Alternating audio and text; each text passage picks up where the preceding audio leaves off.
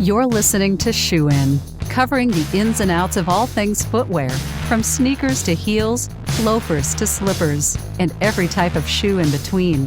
Brought to you by the FDRA, the Footwear Industries Association focused on retail, trade, politics, and fashion, helping create and enhance conversations on all things footwear. You know, Thomas, one of the things as I think about our industry, and we import in almost 2.5 billion pairs of shoes every single year. That's like over 7 pairs of shoes for every man, woman, and child in our country every single year, which blows my mind. I can't think of a more critically important organization, piece of our infrastructure, part of the success of our industry than the Port of Long Beach, right? Because 3/4 of our imports come through Southern California ports. Majority of that's to the Port of Long Beach. We've hosted an event there every year for many years. And Thomas, when I think about the port, having toured it many times, both harbor side on a boat as well as within the port terminals themselves, I'm always blown away by how critically important the port is to the American footwear industry. And with that, we have an amazing guest on this program that I would love for you to introduce as we get this conversation going. Yeah, absolutely. And we have so many critical issues that are related to the ports. All our members are focused on the ports this summer, as always, but particularly this summer with everything going on. And so we want to bring in the executive director of the Port of Long Beach, Mario Cordero. And we're so excited, Mario, to have you on today and really appreciate you joining Shoe In Show. Well, thank you so much, Thomas and Matt, for this kind invitation. Look forward to this dialogue. So what's the biggest thing you're seeing at the ports right now? How do things look? How are things today? Well, they're a lot better than they were last fall and earlier this year. So one metric to affirm that comment is the fact that the vessels that are waiting to get into the port complex, and as you know, this is a port complex commonly referred to as the San Pedro Bay Complex, and Port of Long Beach on one side, Port of LA on the other side, the nation's largest complex, as you've referenced. So we have about 28 vessels waiting to get in this week. That's far better than 100 plus that we had earlier this year in January. So I think that I attribute that to the collaboration with the stakeholders and things that we've done here to, again, make sure that we mitigate the bottom line supply chain issue that's at a global level due to COVID-19, or the root of it was COVID-19. Yeah, and so if you think about that demand, Mario, it's the influx of containers and product, and our members were just chasing product a year ago, trying to get that product to consumers, and the Port of Long Beach was so critically important. But these are kind of once in a lifetime variables that you haven't seen and we haven't seen in our lifetimes. And there was like 4 or 5 of them. And so as someone who's managing the port and someone who has executive experience, both in the Obama administration as well as with the port, from your perspective, kind of how on earth did you approach each of these variables that was creating those delays and creating the kind of the backlog? How did you manage that from a day-to-day basis? What was kind of your mentality going through that?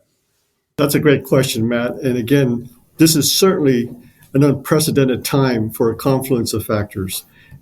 As it relates to the port, obviously, if you go back to the first half of 2020, the economy came at a standstill, so to speak, because of COVID-19 and the shelters in place.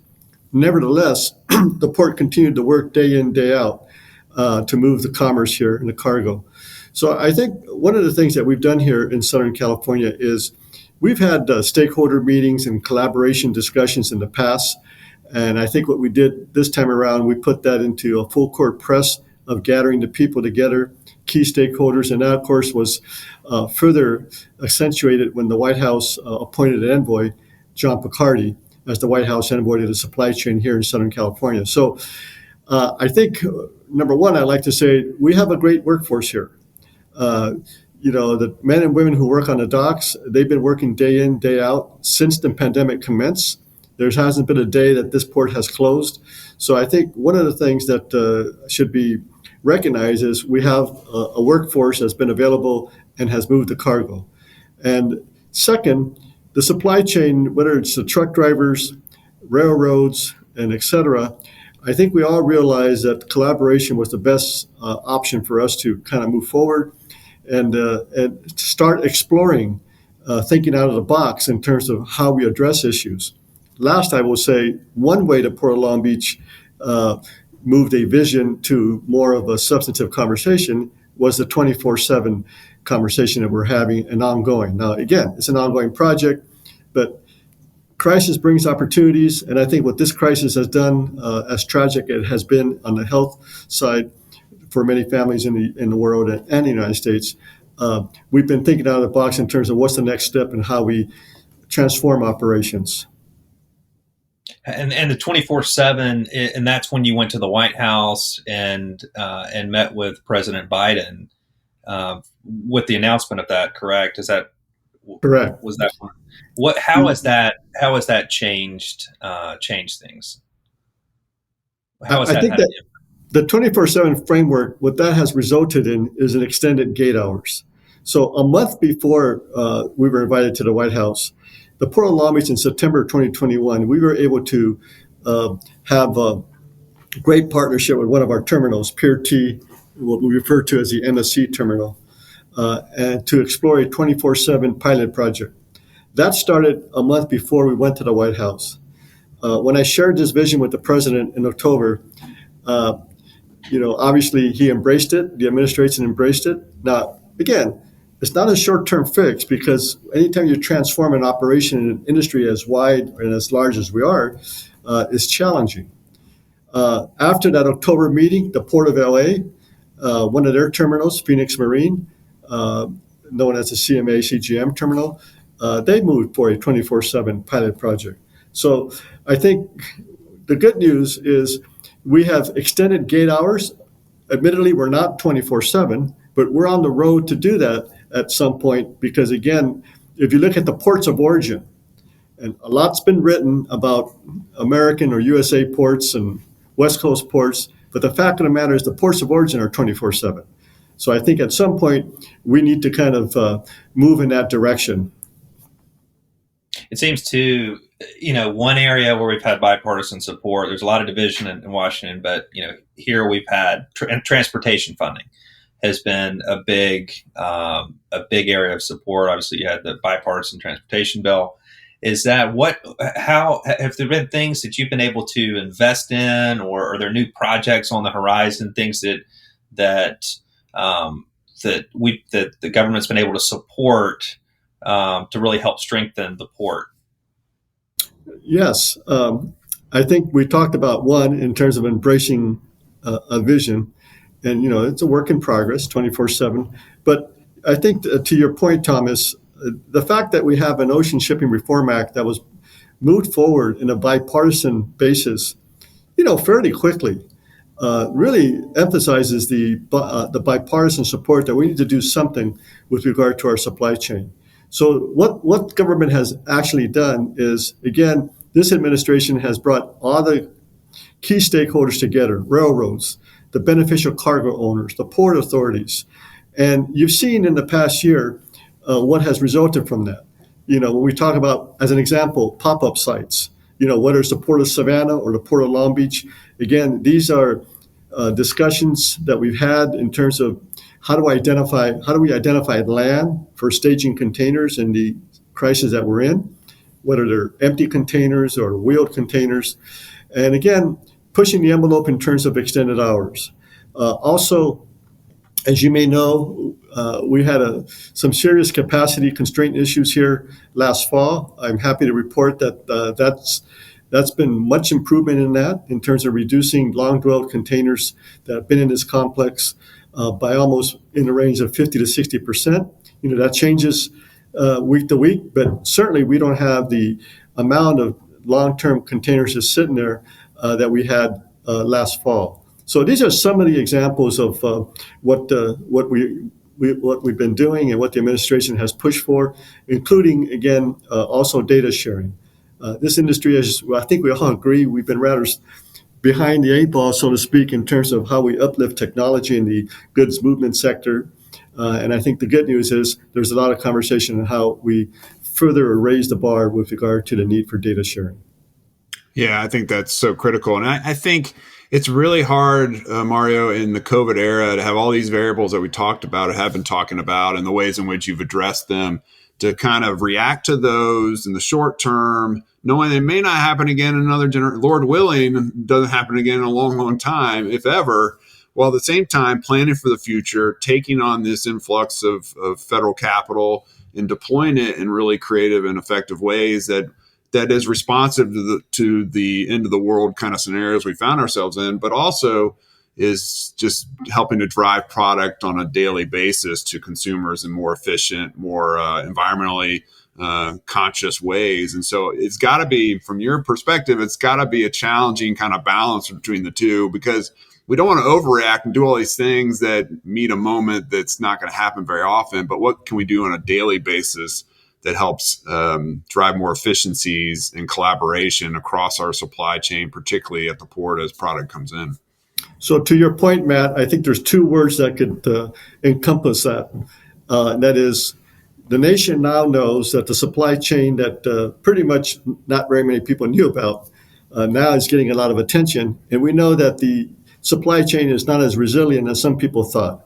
Of course, we never thought that. When I was at the FMC, as you know, we did a study on congestion. We released a report in July of 2015 with regard to some of the issues that we're now talking about in 2022. So I think the good news is there's investment in the supply chain. There's a national attention to this need. And it's not just a political discourse, it's actually dollars. And I think for that, when we talk about the infrastructure bill that was recently passed and also the development of OSRA moving forward. Those are some of the political wins that we've been able to obtain as port authorities to, again, invest in the ports as opposed to disinvestment. And I'm paraphrasing from Secretary Buttigieg when he visited here in January. He said the time has come to invest and no longer disinvest in the ports. Yeah, that's for sure. Now, that's kind of middle term, long term thinking on what's coming on the horizon. But here we are at the eve of the end of the ILWU contract with the Pacific Maritime Association. You guys are obviously related, but sit on the outside of those negotiations. But the industry is all kind of watching with bated breath as to what happens next. Just to set the stage for our listeners, we know that historically the contract expires typically, and that the ILWU, in their good faith and its workforce, works under conditions without a contract while negotiations continue on.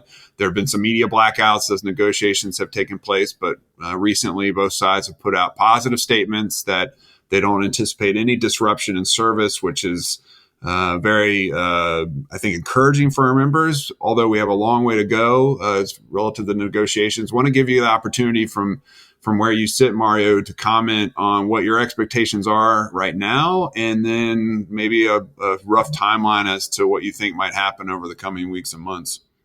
Well, my expectation is that there's not going to be a prolonged negotiation. And as the parties have already announced, I'm talking about the PMA and ILWU, there's no expectation of a strike, a lockout, a slowdown. So that's the great news. So to give people at least some confidence that this is a collective bargaining process.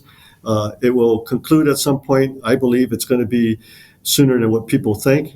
It may not be by July 1st, because as you mentioned, historically, that's never been the date of accomplishment. But I will say this, going back to the commentary about what we've been doing here at the Port of Long Beach and the St. Peter Bay complex, there's been such a high level of collaboration, again, led by the administration. And I think everybody knew coming into this period of the labor negotiation that it is of utmost importance to keep the supply chain as resilient as we can, given all the factors that are challenging at this point in the global arena, so to speak. But to make sure that the cargo moves and to make sure that we don't do anything to kind of aggravate or have worse scenarios here in the nation's largest port complex. Everybody has received that message from the administration, including the PMA and the ILWU. So going into these negotiations, I would probably say there hasn't been a period where I believe these two parties know that all eyes are on them, not just because of a media headline about worse scenarios, but all eyes are on them to to settle your differences, come to a mutual resolution to do so, because there's a lot at stake. So I think, given that, it's an unusual time for many reasons, and for the labor negotiations, just to start the negotiation, recognizing that, again, the pressure's on them to make sure they have a mutual resolution within a reasonable time, and I believe that they will. What makes the situation different now than 2015? I know, there's some heartburn from companies and listeners who were there in 2015, and they saw the slowdowns and what happened and felt the impact in other parts of the country. Is it a different dynamic now, or are some of these other factors we've talked about playing into that? Are you able to comment on that at all? Sure, Thomas, that's a great question, because I was at the FMC as chairman in 2015, which is the reason why we moved forward to study this whole issue of congestion. Now, we studied this question, bottlenecks in the supply chain. It wasn't just Southern California. The FMC, we held hearings in the Northeast, the Southeast, the West Coast, and the Gulf. And we put this study together that was released in July. So what's different about this today? The difference is people now recognize, the average consumer, the elected officials, the economists, the Federal Reserve System, recognize how important the supply chain is and what the impact of that supply chain is on the economy if we don't fix things. If you read that report on the FMC or produced by the FMC, that's exactly what was said in the conclusion of that report, that if we didn't fix these things, it would have a substantial impact to the American economy. So unfortunately, it took a crisis like COVID to accentuate that, and people now recognize how important the supply chain. So what's different now, Thomas, is we have all the focus on in the political world, in the economic world, in the financial world. It hasn't changed with regard to those of us who have been in this, the shippers, the BCOs and the stakeholders. We all knew how important this was, but it's changed with regard to the political awareness now that we have in supporting us with regard to the things that we need to do. And let me just say three things here quickly in terms of things that we need to do going forward because of what we've learned about the supply chain. There's a lot that has been written recently about the Port Performance Index. Again, you can't compare the Port of Long Beach to the Port of King Abdullah in Saudi Arabia. They move 2.8 million TEUs a year. I have one of my 6 container terminals that moves that much here at the Port of Long Beach. But I think there are lessons to learn. One of the economists who was very much involved with that was Turok Mooney. And Mr. Mooney said there's 3 things that need to be done.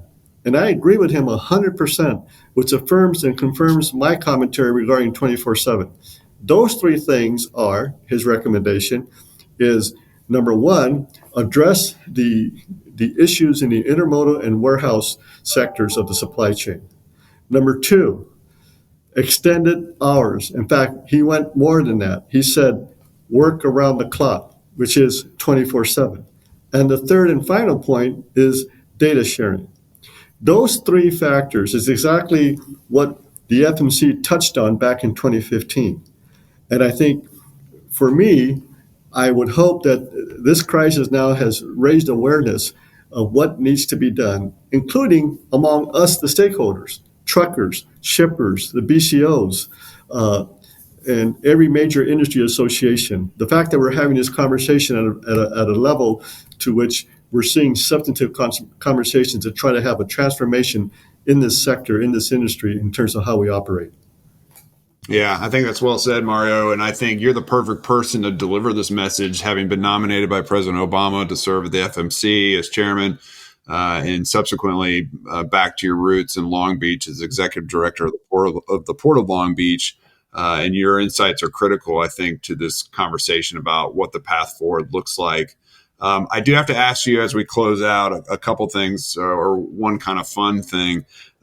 You've been mentioning the important nature in which the White House has been engaged on these issues, and I think you're right. I think the president, because of his long history in partnership with the labor unions, which is a traditional base of the Democratic Party, has a special gravitas, I think, with the ILWU and other labor workers, to where he's uniquely positioned to help kind of steer us away from stoppages. And my hope is that the White House continues to stay involved. And we've asked them publicly via letter to stay involved. And I've been encouraged by your comments and feedback.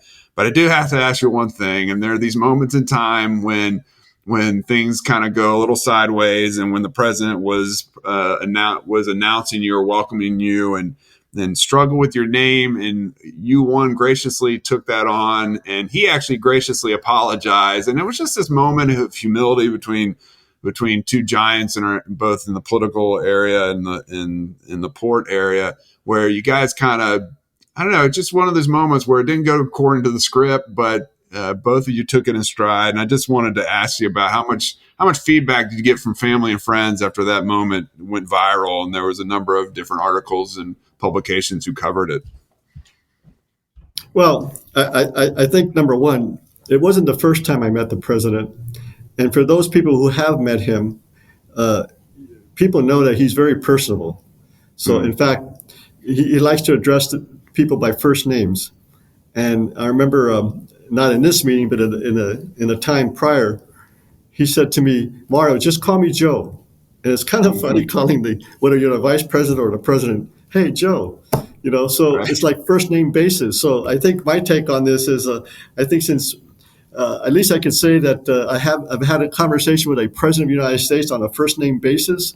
So I think that's my response to that. And it was a subject of conversation, but I mean, for me, names set aside, I think I'm very proud of the fact that I had the opportunity, along with my colleague Gene Soroka at the Port of LA, to be at the White House to talk about these supply chain issues that many of us have been talking about for years.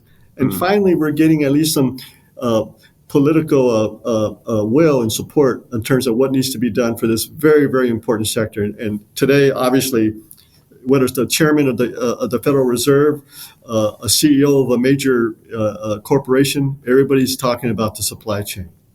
That's right. I often say, and Thomas can vouch for me, everyone and their grandmother knows what a supply chain is now. So I agree with you. Crisis brings consciousness to the American public, and I think we need to utilize, as you said, there are opportunities with a crisis. I think we need to take advantage of that. Well, Mario, we want to thank you so much for coming on Shoe and Show. It is an honor and privilege to have you on here. And I want to publicly thank you for the team that you deploy every day on behalf of the port. And I'm thinking about Dr. Noel Hasagaba and Cesar Sanchez and Michelle Smothers. Each of them are amazing professionals, and we work with them closely. We actually published the Port Long Beach Waves Report in the Intel Center for FDRA members, so our members can access it there on a weekly basis. You can also access it at the Port of Long Beach website. But Mario, I want to thank you for coming on Shoe and Show and exploring these really important topics that are key to our members' success. So thanks for coming on. Well, thank you so much, Matt and Thomas. It's been a pleasure to be here. And again, and thank you for your support of the ports, because again, we all know, like you said, it's a subject of conversation. So I'm very optimistic in terms of what the future brings, in terms of what needs to be done to make the supply chain more resilient. Absolutely. Well, folks, this has been a special emergency edition of Shoe and Show. And we wanted to drop this midweek because the contract is expiring, and there's been a lot of talk around what that means for the industry. And as you heard from Mario, there is optimism abound that the two sides will come to an agreement here soon. It will not necessarily be on July 1st. And if you're listening to this after the fact, it may have already happened. But we wanted to make sure that we got straight to the key source of both what the port is doing as well as what the expectations are for the contract negotiations going forward. So we wanted to make sure that you heard from Mario directly. In the meantime, go to shoeandshow.com for all of the episodes that we have, over 330 at this point, I think the number is. There's a ton of great information there. In fact, a number of port folks from Long Beach have been on with us over the years, and so this is tradition for us. But in the meantime, if you want to drop us a line at info@fdra.org to learn more about FDRA or all the different things that we provide, please do so. But on behalf of Thomas and Mario, this is Matt Priest, and Shoe In Show is out. Shoe In has been brought to you by the FDRA, the Footwear Industries Association focused on retail, trade, politics, and fashion, helping create and enhance conversations on all things footwear. For information about FDRA, visit fdra.org.